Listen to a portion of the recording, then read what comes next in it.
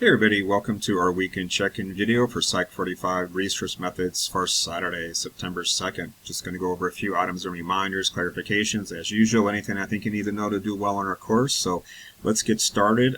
First up here is that we did have our most recent quiz on Chapter 4 in class Wednesday, so I did post the scores for that, so do take a look at that.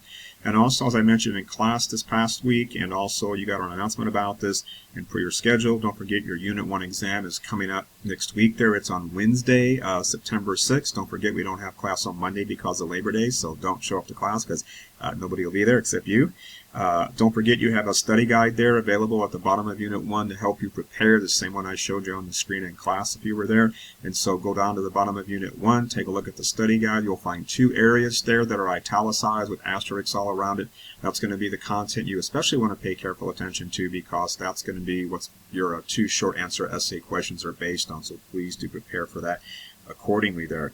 Also, don't forget, per that announcement, and also in class I said, your MindTap assignments are going to be due by the time you take your exam. So Wednesday, September 6th at 12:30 p.m. You have to have those MindTap assignments done for chapters 1, 3, and 4. And also, don't forget, there's a short quiz there from chapter 2 as well. It's only 2 questions, but you need to do that one as well.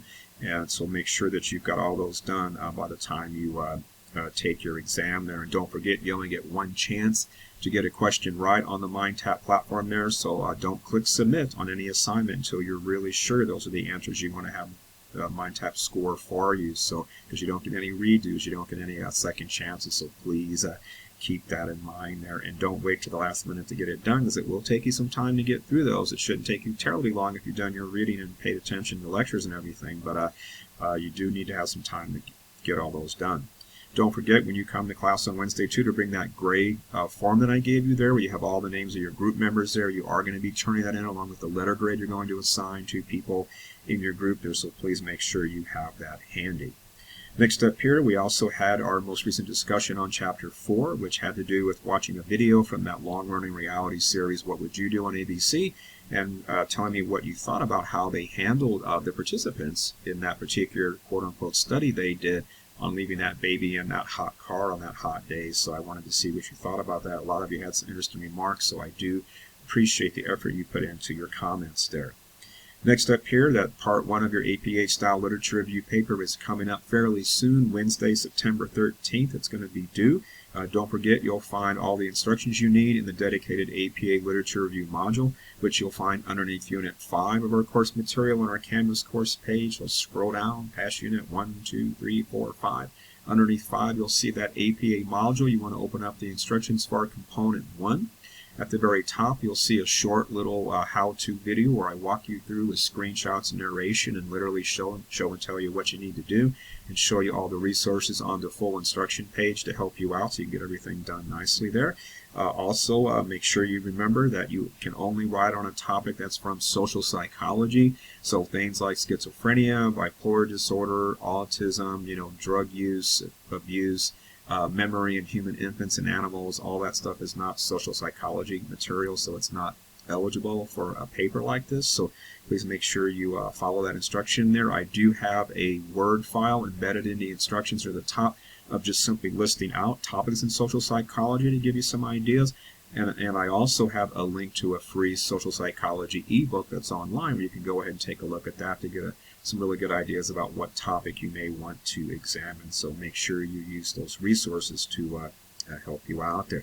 I also have a sample submission provided there for you too in the instructions a bit lower down on the page, so do take a look at that, because what you are going to turn is your topic, again from social psychology only, a thesis statement, which is simply a sentence or two just telling me how you're going to approach your topic, and also a list of 10 references in APA style. And those references must be from actual research studies in psychology, so psychology-related websites, books, magazines, newspapers, etc. Those are not eligible. They must be actual research studies. I make that pretty clear in the instructions, so make sure that you understand that. And I did post a recent announcement. If you need some help locating peer-reviewed articles there, actual academic research studies, you can schedule what's called a RAP session, R-A-P, from our reference librarians there. You can do that online or in person, and they will sit down with you, and help you do that. But I do have a file towards the bottom of the instructions there on locating peer-reviewed references in APA style. I recommend that in that file, if you open it up, it's a Word file, on how to use a particular database from our FCC library. It's called EBSCO, or Academic Search Complete. It's really great because all you got to do is check a little box to find only peer-reviewed academic articles, and also it'll format that reference for you in APA style. Pretty nifty stuff, so it'll save you a lot of time there.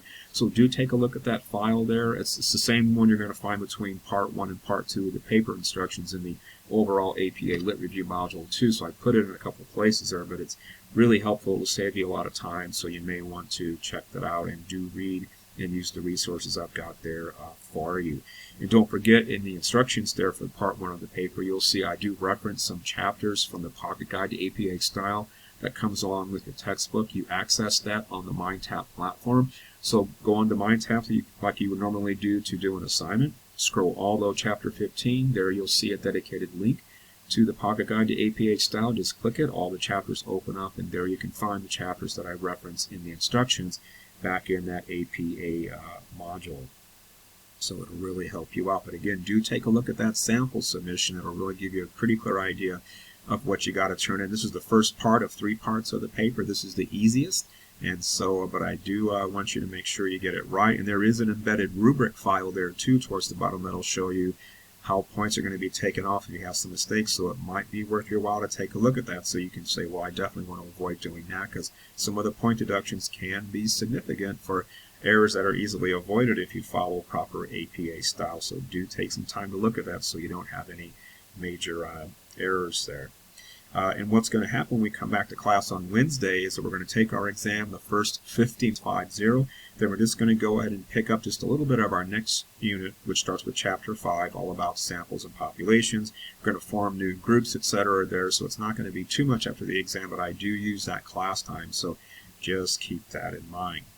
All right, that's everything I wanted to say for this time. If you have any questions in the meantime, reach out via email on Canvas. Otherwise, I hope you're having a great weekend, enjoying our really nice, cooler weather, which we've all been waiting for. So I will see you in class Wednesday for the exam, and good luck on it, and take care until then.